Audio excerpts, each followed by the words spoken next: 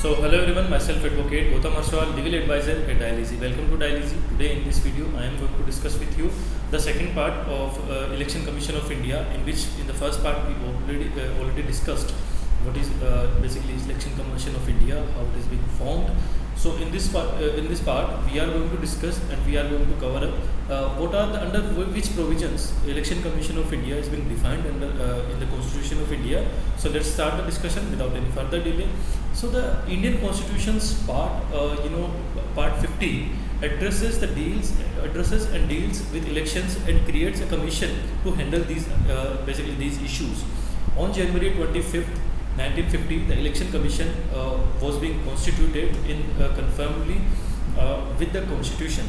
The Constitution's Article 324 and Article 24 to 329 deal with the commissions and the members of authority, function, tenure, and eligibility, etc.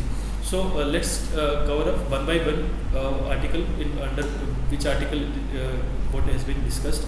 So let's start from Article 324, which says which covers super independence and direction and control of elections to be vested in an election commission. And the next article is Article 325 of the Constitution of India, which says no one shall be excluded from or assent at claim to inclusion in a special electoral roster on the basis of the religion, race, caste or sex. The third one is Article 326 of the Constitution of India, which says adult suffrage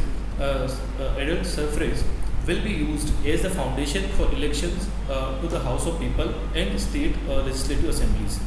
The next one is Article 327 of the Constitution of India, which says power of Parliament to make provisions with respect to elections to legislatures. Right. The next one is Article 328 of the Constitution of India. A state legislature has the authority to create rules governing the elections for the legislature.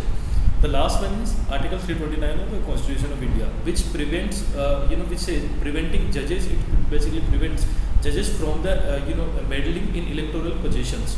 So that's all about our discussion regarding articles under which Election Commission of India is being discussed. So I hope you pretty much clear with the facts. If in case of any confusion, do let me know in the comment section. And if you are new on this channel, don't forget to subscribe to the channel Dialyzy and share the video with your close ones, your family members. See you on the next video. Till then, bye bye. Take care.